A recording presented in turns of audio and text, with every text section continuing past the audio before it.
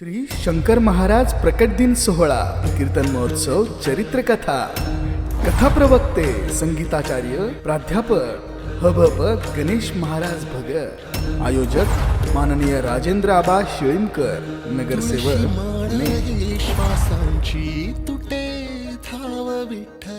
असणारी व्यथा संपवणारी ही कथा आहे.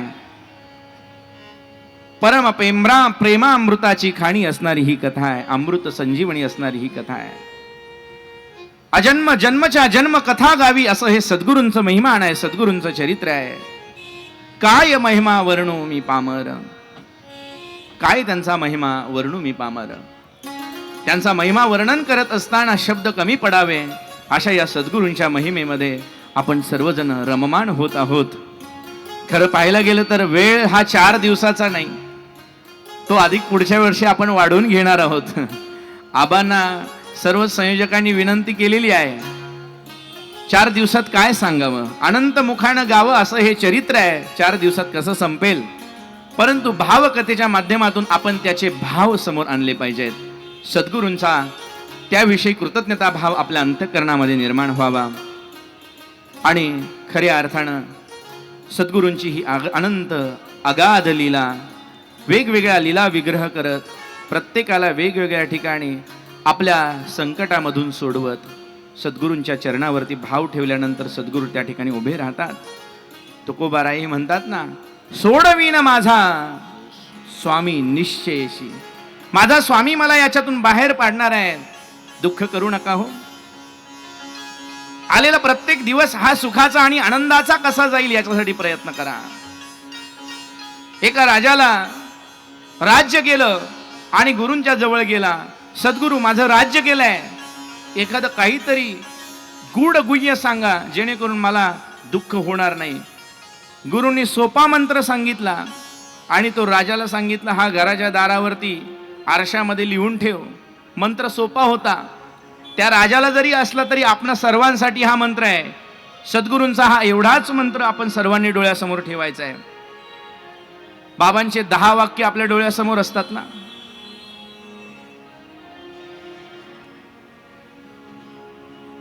अशक्य ते मजलाच शक्य, अशक्य ते शक्य करतील स्वामी.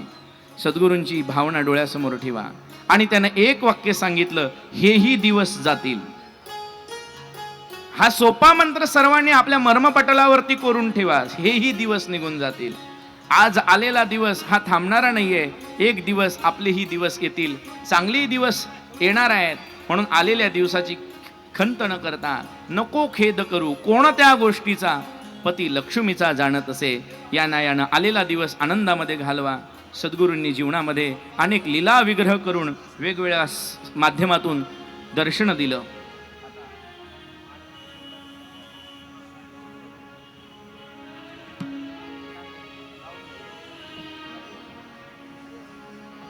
महाराजांच्या समवेत अनेक भक्तांची मांदिवाळी असायची.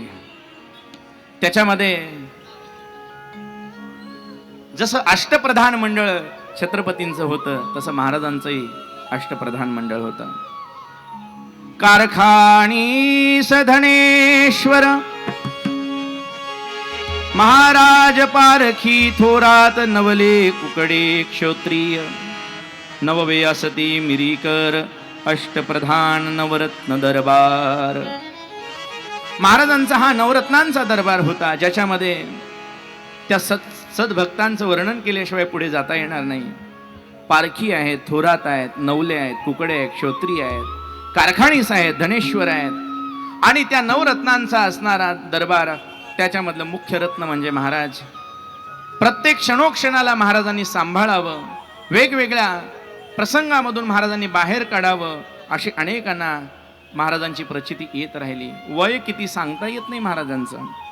1935 साली महाराज म्हणाले की मी आता 100 वर्षाचा झालो आहे, आता मला समाधी घ्यायची आहे. परंतु धनेश्वरांनी सांगितलं, महाराज नाही, अजून थोडे दिवस, अजूनही काही करणं बाकी आहे. धनेश्वरांचे उपकार आहेत आपल्यावरती. 1935 साली 1930 साली महाराजांनी समाधी घ्यायचं ठरवलं होतं. 1930 साली समाधी ठरविली महाराजांनी. तेव्हा डॉक्टर धनेश्वरांनी विचार त्यांचा बदविला. 1930 साली महाराज दर्शन समाधी घेणार होते, परंतु धनेश्वरांनी सांगितलं, स्वामी एवढ्यात सोडून जाऊ नका. आणि खरोखरच संत कुठल्याही चाकोरीमध्ये बसत नाहीत महाराज. संतांना कुठली चाकोरी नसते. काळाच्या कालजयावरती असणारे, काळावरती विजय करणारे हे संत असतात. त्यांना काळ घेऊन जाऊ शकत नाही. जगा काळ खाय आम्ही माता दिला पाय, हे संतांचं वचन आहे, संतांची वृत्ती आहे. कापी जे कलिकाळ तया भेणे, हे संतांची वृत्ती आहे, संतांची अभिवृत्ती आहे. काळ त्यांच्या जवळही येऊ शकत नाही. ज्ञानोबारायांची समाधी प्रसंग आपल्या डोळ्यासमोर आहे. ज्ञानेश्वरांनी समाधी लिहिली, ज्ञानेश्वरी लिहिली, आणि ज्ञानेश्वरी लिहिल्याबरोबर आता हे जीवन या ठिकाणी थांबवावं. का झाकला घटीचा दिवा, न जाणो काय झाला केव्हा. समाधी घेण्याचा प्रसंग जसा डोळ्यासमोर निर्माण झाला, आणि काळ घ्यायला आल्याबरोबर निवृत्तीनाथ महाराजांनी काळाला 2 बोट दाखवले. सांगितलं पुन्हा 2 वर्षांनी ये. पुन्हा 2 वर्षांनी आला. सोपान काकांनी 2 बोट दाखवले. पुन्हा 2 वर्षांनी काळ आला. पुन्हा 2 वर्षांनी जेव्हा काळ आला तेव्हा मुक्ताबाईंनी 2 बोट दाखवले. 2 वर्षांनी यायचं. आणि काळाला सुद्धा पाठीमागं पाठवायची ताकद ही संतांमध्ये असते. सद्गुरूंनी 30 साली समाधी घ्यायचं ठरवलं, परंतु धनेश्वरांनी सांगितलं नाही, अजून थोडे दिवस थांबा. महाराज पद्मावतीच्या या समीप असणाऱ्या अरण्यामध्ये येऊन या ठिकाणी बसत असत. या पवित्र भूमीमध्ये आज धनकवडी असं म्हटलेलं आहे. का माहिती नाही, परंतु मला कधी कधी प्रश्न पडतो, यालाच धनकवडी का म्हणावं. इथं परमार्थ हे महाधन आहे. जे जोडी देवाचे चरण, ही धनकवडी आहे. जिथं धनाची कवडी होते आणि कवडीचंही धन होतं, ते म्हणजे धनकवडी आहे. धनाची कवडी होते आणि कवडीचंही धन होऊ शकतं, ही महाराजांची कृपा आहे. आमचे सरपंच समोर बसलेत. दररोज 2-2 तास महाराजांची समाधीची पूजा असते, पण ते सांगतात, महाराज आज आम्हाला इथं घेऊन आलेत, ही सगळी कृपा महाराजांची आहे. कवडीचं धन होऊ शकतं. कवडीचं सुद्धा, ही धनकवडीमध्ये आम्ही तुम्ही सगळी राहणारी मंडळी आहोत. आणि महाराजांनी या पद्मावतीच्या समीप अरण्यामध्ये यावं. कसं आहे, महात्मा हा कालजयी असतो, सर्व कालदर्शी असतो, त्रिकालज्ञानी असतो. पद्मावती समीपारण्यात महाराज जात असत. तेथे ज्या ठिकाणी थांबत स्थान भरले मनात. ज्या ठिकाणी बसायचे, ज्या ठिकाणी पूजा करायची, ही मालपाणी यांची असणारी जागा होती. आणि त्या ठिकाणी महाराजांनी यावं, त्या ठिकाणी महाराजांनी राहावं, पूजा करावी, ध्यान करावं, समाधी अवस्थेमध्ये बसावं. ती जागा मालपाणींकडनं महाराजांनी वचन घेतलं, ही जागा माझ्या समाधीसाठी आहे. किती भाग्य आहे, किती पवित्र जागा आहे.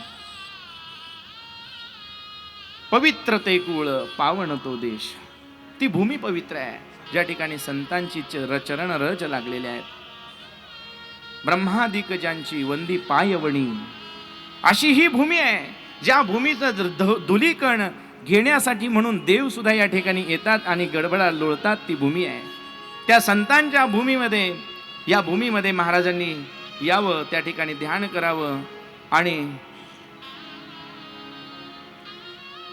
तो दिवस उजाडला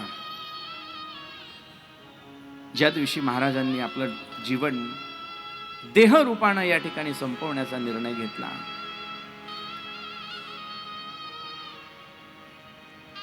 तीन महिने अगोदरच महाराज सर्वांना सांगत होते. मी मगाशी सांगितलं, काळावरती विजय असतो. कोणता काळ, कोणता दिवस निवडावा हे संतांचं त्यांनी ठरवलेलं असतं. 3 महिने आधीच महाराज सांगत सर्वांस, वैशाख शुद्ध अष्टमीस समाधीस्थ होणार. 3 महिने अगोदर महाराजांनी सर्वांना सांगायला सुरुवात केली. वैशाख शुद्ध अष्टमीच्या, विशाल महाराज वरती या ना, विशाल महाराज या वरती या. 3 महिने अगोदर महाराजांना सांगायला सुरुवात केली भक्तांना, वैशाख शुद्ध अष्टमीचा दिवस आहे. काय कमाल असते बघा ना. संतांचं जाणं आणि संतांचं येणं हे ठरवलेलं असतं. मी सांगितलं ना पहिल्या दिवशी, संत म्हणजे हे वकील असतात. दोही ठाई तुका नाही पडो देत चुका. वकिलांनी ठरवायचं असतं आपली तारीख कोणती आहे, जायची तारीख, यायची तारीख. आणि महाराजांनी ठरवलं. येण्याचा दिवसही सोमवार होता, समाधीचा दिवसही सोमवार होता. येण्याचा मुहूर्तही, तिथीही त्या ठिकाणी अष्टमी होती आणि समाधीस्थ होण्याची तिथी सुद्धा अष्टमी होती. आणि सप्तमीच्या दिवशी महाराजांनी स्वतः खिचडी तयार केली. महाराजांना आवडणारा भोग म्हणजे खिचडी. त्या खिचडीचं स्वतः पाककृती करून महाराजांनी खिचडी बनवली. प्रसाद म्हणून 2 भरोणी सर्व भक्तांना आपल्या हाती प्रसाद दिला. काय त्या भक्तांचं महात्म्य असेल, ज्यांच्या हातामध्ये स्वतः महाराजांनी प्रसाद द्यावा, ज्यांच्या मुखामध्ये महाराजांनी स्वतः प्रसाद भरवावा. आणि याच दिवशी महाराजांनी आनंद कुंटे याना बोलवुनी, एक रेशमी वस्त्र मज आणुनी महाराज वदती. एक रेशमी वस्त्र, रेशमी अंगरखा आनंद कुंटेंकडनं महाराजांनी शिवून घेतला. तो अंगरखा महाराजांनी अंगामध्ये घातला. ढेकाणे मामांच्या घरामध्ये महाराजांचं वास्तव्य होतं. आणि ज्या दिवशी महाराजांना जायचं आहे त्या दिवशी महाराजांनी अगोदरच सांगितलं. खोलीमध्ये गादी ठेवलेली आहे, महाराजांचं आसन त्या ठिकाणी सजवलेलं आहे. सकाळी 10 वाजता आपल्या आवडीचा दुसरा भोग चहा सुद्धा त्या ठिकाणी घेतलाय. आणि गादीला टेकून तक्क्यावरती बसून महाराज समाधीस्थ अवस्थेमध्ये बसलेले आहेत. मला कुणाशी न बोलायचे, ना कुणी भेटायचे. दार बंद करून घ्या दालनाचे, उघडू नका मुळी कुणी. महाराजांनी सर्वांना आज्ञा केली, मला कुणाशी बोलायचं नाही, कुणाशी भेटायचं नाही. आता दिसू नये जना, ऐसे करी नारायणा.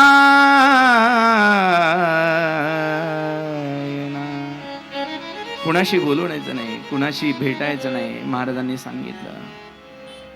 आपुल्या माहेरा जाईन मी आता, आपुल्या माहेरा जाईन मी आता. आपुल्या माहेरा जाईन मी आता, आपुल्या माहेरा जाईन मी आता. आपुल्या माहेरा जाईन मी आता, आपुल्या माहेरा जाईन मी आता. आपुल्या माहेरा जाईन मी आता, आपुल्या माहेरा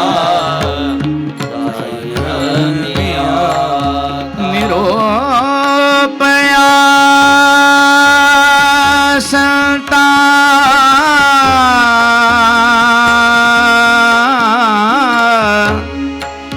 निरोपया संता निरोपया संता हातिया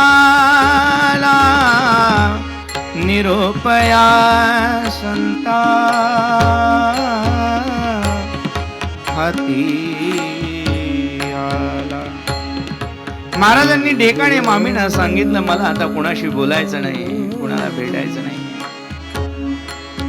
शेवटचे 10 दिन महाराजांनी धरले मौन, भ्रमण दिले सोडून स्वच्छ शांत मौनात. शेवटचे 10 दिवस आहे. ठिकाणी मामांच्या घरी महाराजांनी आसन लावलेलं आहे. त्या ध्यानस्थ मुद्रेमध्ये महाराज योग निद्रा घेत आहेत. डोळे बंद केलेले आहेत. समाधी अवस्थेमध्ये महाराजांनी 10 दिवस मौन ठेवलं. कुणाशी बोलणं नाही, कुणाशी भेटणं नाही. त्या माहेराची आठवण मनामध्ये साठवून महाराज आपल्या माहेराकडे निघाले.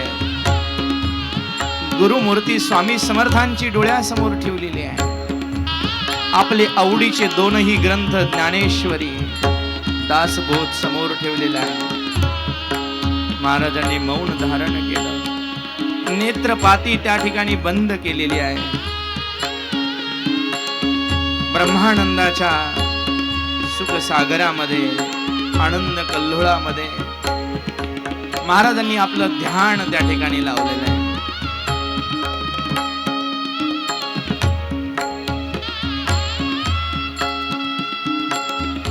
पद्मासनामध्ये महाराज बसलेले आहे.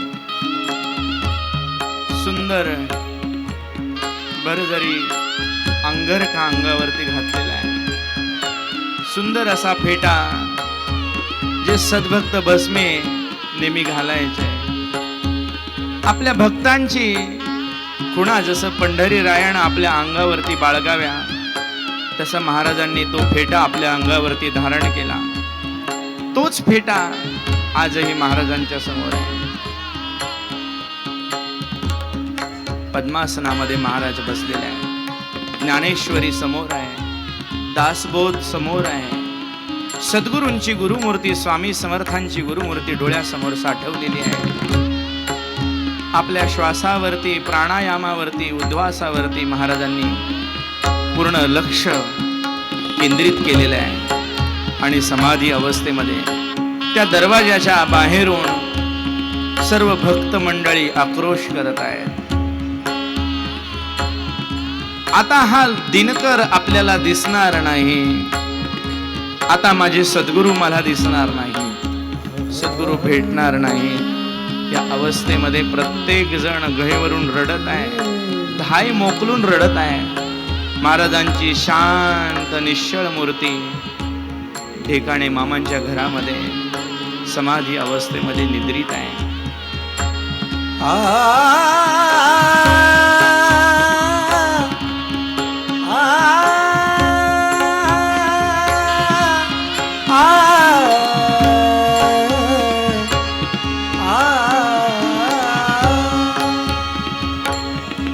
दहा दिवस झाले. महाराजांचं बोलणं नाही, महाराजांचं दर्शन नाही. समाधी अवस्थेमध्ये ब्रह्मरंध्रामध्ये त्या सर्व शक्ती एकवटून त्या संजीवन समाधीच्या सोहळ्यासाठी महाराज सज्ज झालेले आहेत. 10व्या दिवशी सकाळी महाराजांनी ढेकाणे मामांना आवाज दिला. खोलीत महाराज बसून घातले होते पद्मासन. आदेश आला खोलीतून ब्रह्ममूर्ती. पहाटे 4 वाजता खोलीमधून आदेश आला, पुढील सोय करा. ही आत्मज्योत बाहेर आता पडत. मामा सर्व भक्त ऐकत दिग्मूढ झाले ऐकून. हंबरडा फोडावा, माय लेकराची तूट व्हावी. अशा सर्व भक्तांनी मामांच्या परिसरातील परिवारातील सर्वांनी हंबरडा फोडला आणि स्वामींचा निरोप आला, बाबांचा निरोप आला, आता पुढची व्यवस्था करा, जायचंय मला, वाढ वेळ झाला. उभा पांडुरंग. पहाटे 4 वाजता. शके 1869 वैशाख शुक्ल अष्टमी सोमवार सन 1947 दिनांक 29 मे. 1869 सालामध्ये वैशाख शुक्ल अष्टमी सोमवारचा पवित्र दिवस.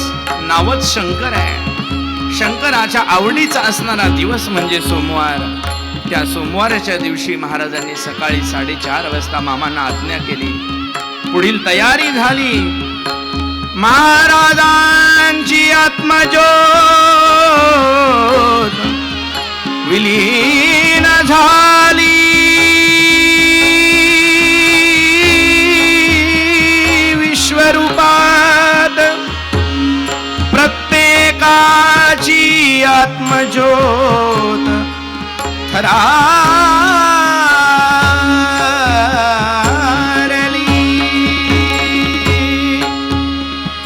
महाराजांची आत्मज्योत मालवू लागलेली आहे. त्या परमज्योतीमध्ये विश्वरूपामध्ये महाराज समावते आहेत. सर्व भक्तांना कळाल्याबरोबर नदीची आमाशा घातले माझवण तैसे जनवन कवळिले.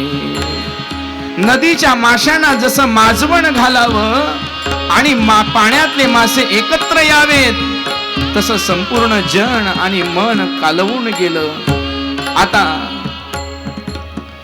दाही दिशाऊन धुंद उदयास्ता वीण तैसेची गगन कालवेले. उदय असता विना दाही दिशा धुंद व्हाव्या तसं संपूर्ण गगन कालवून गेलं. बांधल्या पेंढीचा बांधलेली पेंढीचा आळा जसा सुटावा तसं प्रत्येकाच्या अंतःकरणामधून भक्ती प्रेमाचे उमाळे दाटून येऊ लागले आणि विरोहाच्या त्या कातर सकाळी महाराजांची महायात्रा निघाली. काय तो सोहळा असेल विचार करा. ब्रह्मादिकांनी यावं, स्वर्गाहून सुरवरांनी यावं, इंद्रचंद्रांनी यावं आणि महाराजांवरती पुष्पवृष्टी करावी. सुरवरांची दाटी पुष्पांचा वर्षाव. सुरवरांची दाटी झालेली आहे आणि स्वर्गाहुनी देव करिता. स्वर्गावरून देवांनी पुष्पांचा वर्षाव करावा. तात्या काडगावकरांचे अभंग त्या ठिकाणी आसमंताला भेदून निघणारा त्यांचा आवाज. लोकांनी हार फुलं पाहून महाराजांचं स्वागत करावं. ढेकाणे मामांच्या निवासस्थानापासून बाबू गेणू चौकातून काका हलवाई दत्त मंदिरापासून ग्लोबल टॉकीज पासून अक्कलकोट स्वामींच्या मठाजवळ महाराजांची समाधी अंत्ययात्रा विसावली. स्वामींची भेट झाल्याबरोबर समाधीच्या त्या अवस्थेमध्ये सुद्धा महाराजांच्या दिव्य ज्योतीला स्मरण चढावं. सद्गुरू होते. अक्कलकोट स्वामींना मालक म्हणावं एवढंच नाही. स्वामी समर्थ माझी आई मजला ठाव द्यावा पायी. बाबा म्हणायचे ती माझी आई आहे, तिने मला दूध पाजलंय, मला प्रेम पाहणा पाजलाय. आणि खरोखरच स्वामींच्या त्या मठावरून अंत्ययात्रा महाराजांची मिरवणूक निघाली. काका हलवाई दत्त मंदिरावरून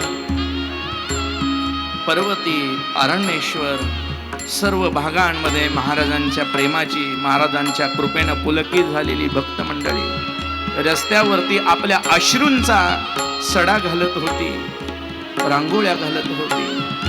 आणि खरोखरच आपुले मरण पाहिले म्या डोळा, तो जाहला सोहळा अनुपम्य, तो अनुपम्य सोहळा महाराज आपल्या डोळ्यांनी अंतर्चक्षुने पाहत होते.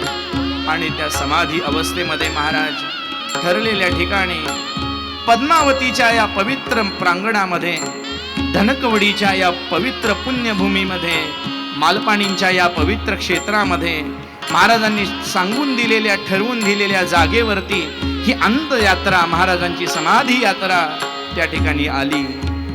महाराजांच्या समाधीसाठी सर्वत्र सज्जता केलेली होती आणि संपूर्ण वेळ भस्मे यांनी छत्री धरलेली आहे. समाधी स्थानावरती मिरवणूक आली. मोठ्या प्रेमानं सर्व भक्तजन त्या ठिकाणी आले.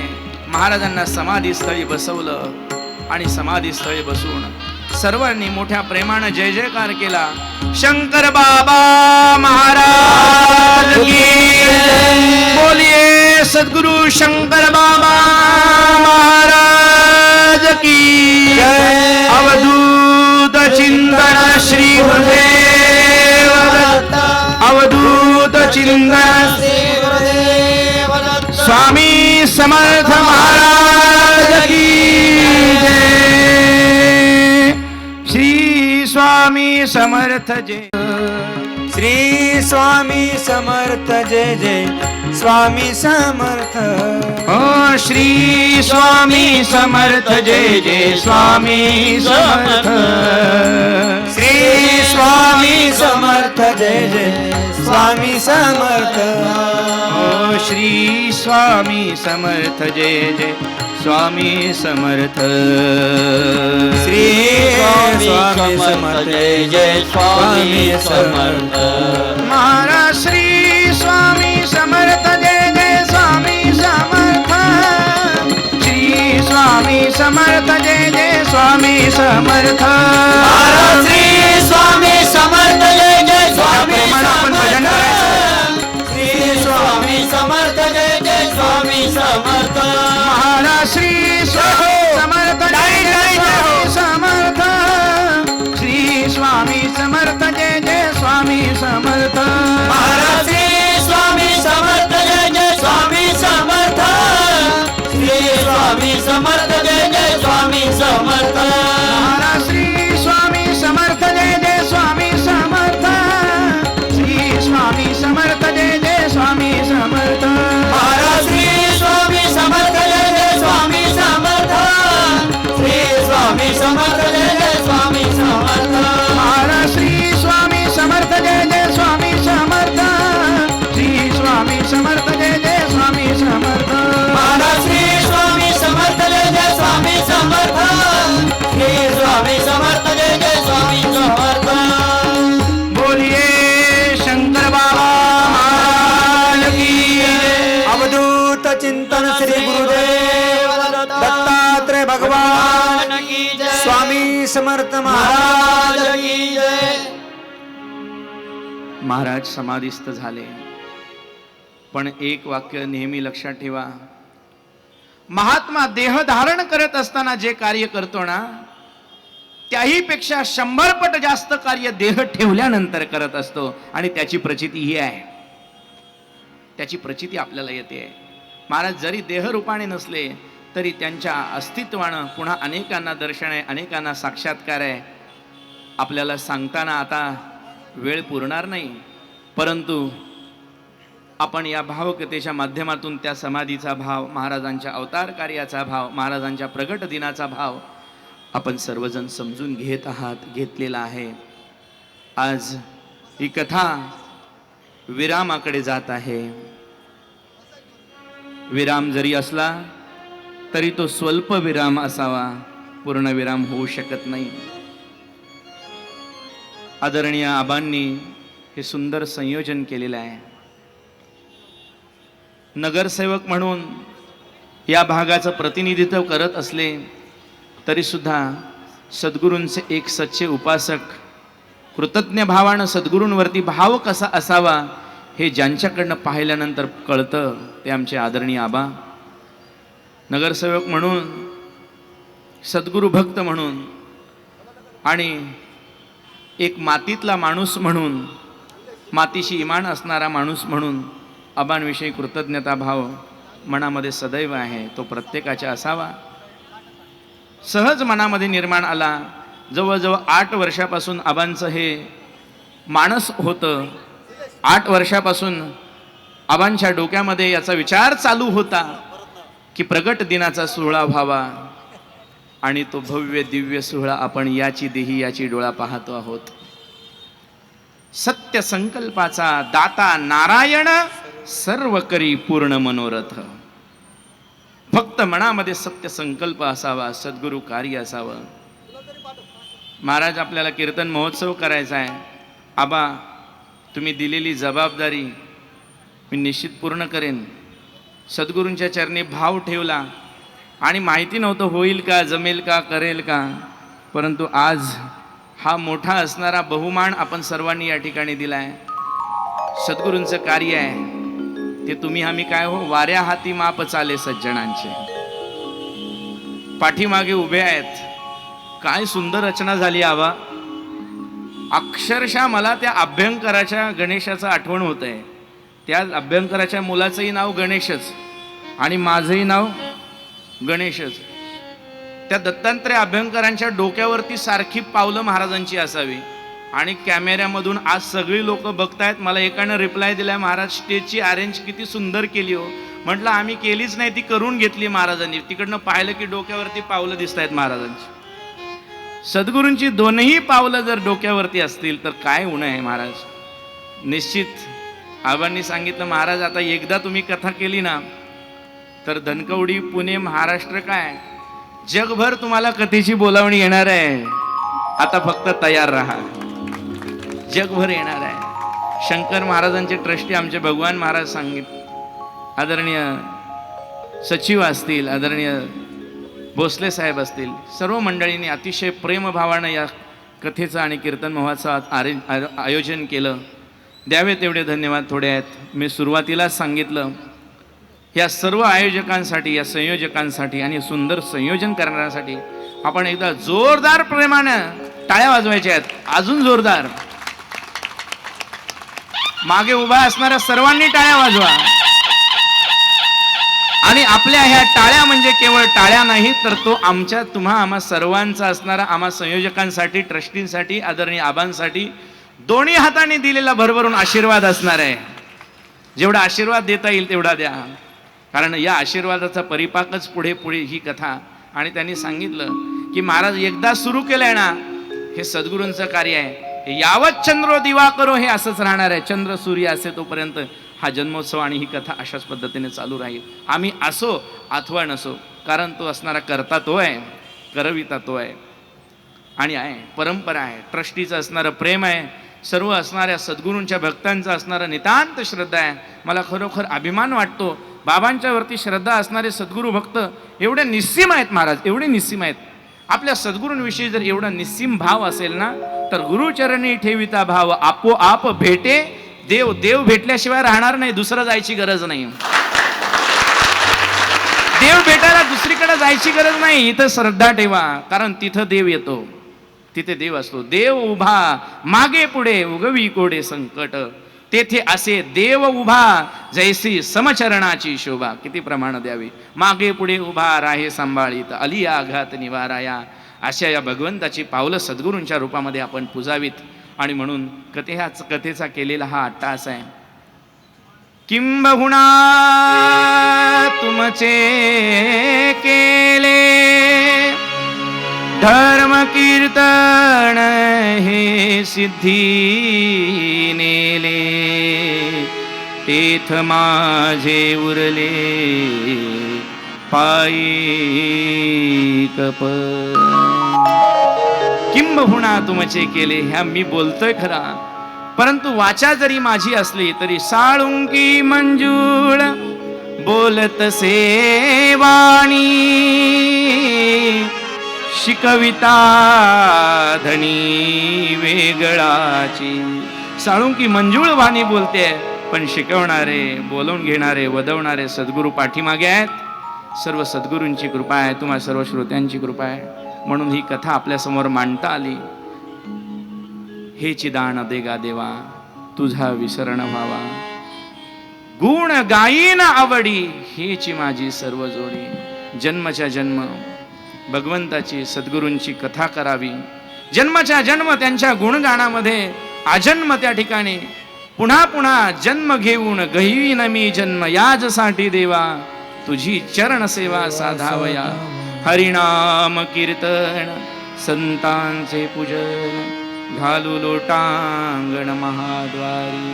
पुन्हा पुन्हा जन्माला येईल, पुन्हा पुन्हा जन्माला यावं, परंतु जन्म जरी झाला तरी सद्गुरूंच्या दारामध्ये असावा. मग तो कुत्रा म्हणून जरी असेल तरी चालेल, परंतु तुमच्या पायरीच्या जवळ असावा. तुमची कथा गाता यावी, श्रवण करता यावी, ऐकता यावी, देवाचं गुणगान गाता यावं, एवढंच या ठिकाणी या व्यासपीठाच्या माध्यमातून सद्गुरूंच्या चरणी मागेन. आज या कथेमध्ये आपण सर्वजण तल्लीन झालेलो आहोत, मंत्रमुग्ध झालेलो आहोत. अथांग जनसागर या ठिकाणी आलेला आहे. सर्वांच्या चरणी या व्यासपीठावरून विनम्र अभिवादन करतो. बोलिलेले कुरे वेडे वाकुडे उत्तरे, करा क्षमा अपराध, महाराज तुम्ही सिद्ध, तुम्ही सर्व सिद्ध आहात. आयुर्वृद्धा ज्ञानवृद्धा तपोवृद्धा तथैव च, ते सर्वापि ज्ञानवृद्धश्च किंकरा शिष्य किंकरा. आयुष्यानं, ज्ञानानं, तपानं, साधनेनं सर्व मोठी असणारी मंडळी आहेत. तुमच्यासमोर मी पामर काय बोलणार, किंकरा शिष्य किंकरा. परंतु सद्गुरूंनी कथा करून घेतली. कथेच्या विनोदाच्या ओघामध्ये एखादा अल्पमतीनं, अल्पबुद्धीनं एखादा अपशब्द गेला असेल, उदार मायबापाचं अंतःकरणानं त्या ठिकाणी क्षमा करा. चुका घडली असतील निश्चित आहे, परंतु आपण सर्वांनी उदार अंतःकरणानं त्या पोटात घ्याव्यात. लेकराच्या अंतःकरणानं क्षमा करावी. जे योग्य आहे ते बरोबर घेऊन जा, जे चुकीचं आहे ते माझ्या बुद्धीचे दोष समजा, माझे मला परत करा.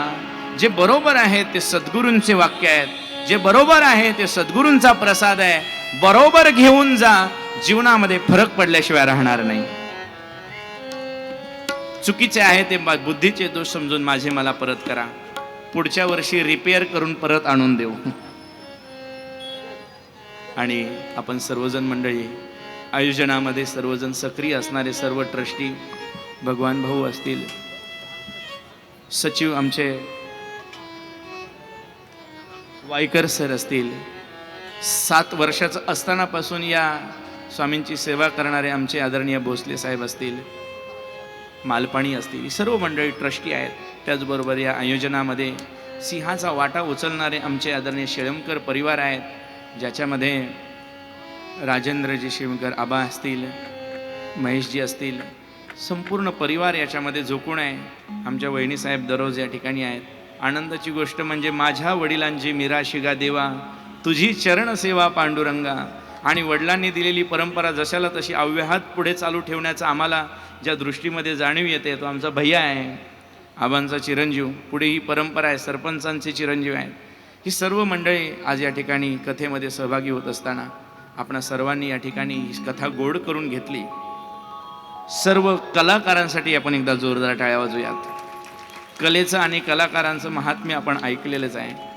त्याचबरोबर आमच्याही घरातले सर्व, आमचे माऊली संगीत विद्यालयाचे सर्व विद्यार्थी, आमच्या रामानंद मिशन ट्रस्टचे सर्व पदस्थ आणि सर्व मंडळी या संयोजनामध्ये सहभागी आहेत. त्या सर्वांच्या चरणी मी विनम्र भावाने नतमस्तक होतो आणि या ठिकाणी या कथेला स्वल्प विराम देतो. पूर्णविराम नाही आबा, स्वल्प विराम आहे. मी पुन्हा येईन, पुन्हा भेटूयात. याच निमित्तानं, या कथेच्या निमित्तानं आज या ठिकाणी अनेक मान्यवर उपस्थित आहेत.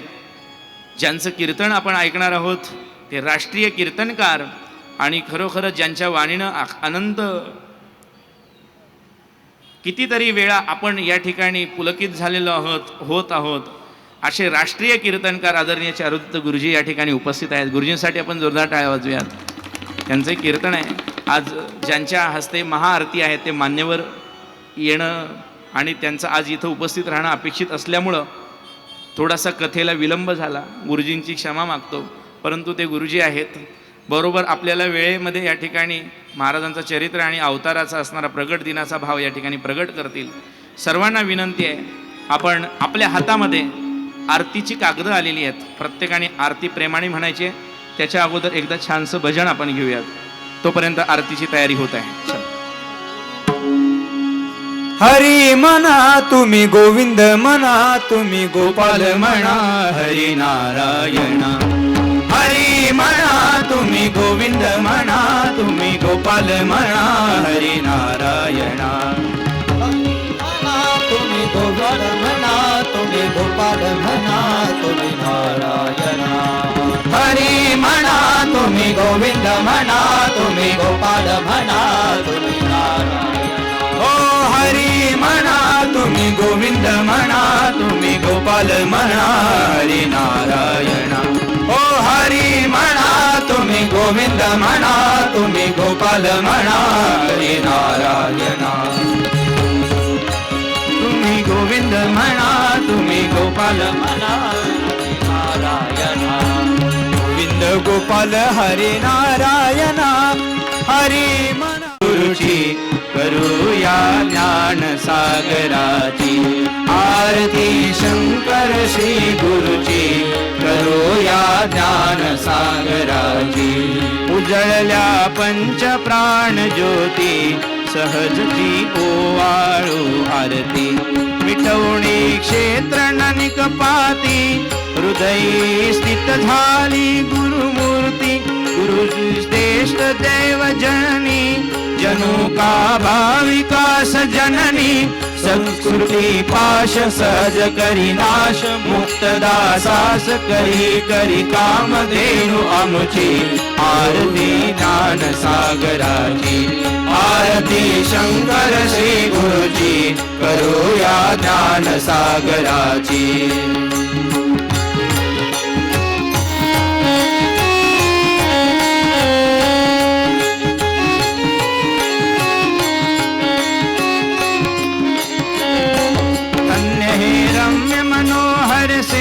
ज्ञान ऋण जडले नयनी से भक्त हृदयाकाशी विलसे तेज ब्रह्मांडी फाकत से पितांबर शोभिवित कटिला भक्त मालिका कटनाला. भक्त जन तारिणे भवती पतित उद्धरित करू नित्य सेवा चरणाची करूया ध्यान सागराची. आरती शंकर श्री गुरुची करूया ध्यान सागराची.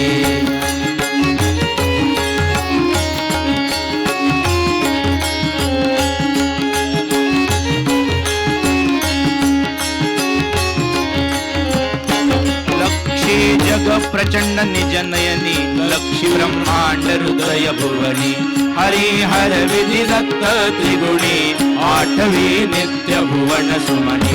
दत्तमय असे योगी राणा ओंकारीचे तत्व जाणा. दरादृढ चरण दास उद्धरण जनार्दन शरण आस पूर्वी दासाची करूया ज्ञान सागराची. आरती शंकर श्री गुरुची करूया ज्ञान सागराची. आरती शंकर श्री गुरुची करूया ज्ञान सागराची. आरती शंकर श्री गुरुची करूया ध्यान ज्ञान राजा.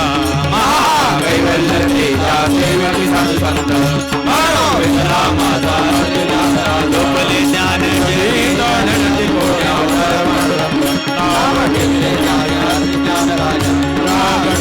बोले विश्व ब्रह्मांड राम जनार्दन चरणे ज्ञान राजा.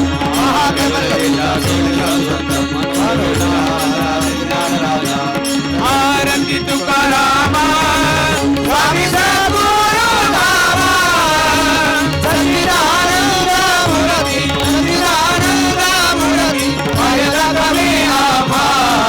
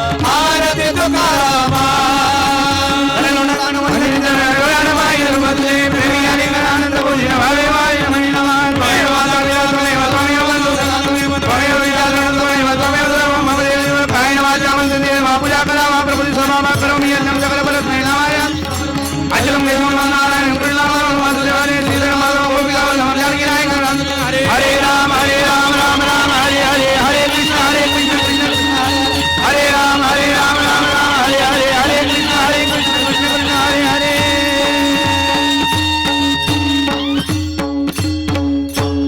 आता एकदा सगळ्यांनी शेवटचं आचार्य श्री शंकर महाराज प्रकट दिन सोहळा कीर्तन महोत्सव चरित्र कथा कथा प्रवक्ते संगीताचार्य प्राध्यापक हबप गणेश महाराज भगत आयोजक माननीय राजेंद्र आबा शिळीमकर नगरसेवक पुणे. श्वासांची तुटे धाव विठ्ठला.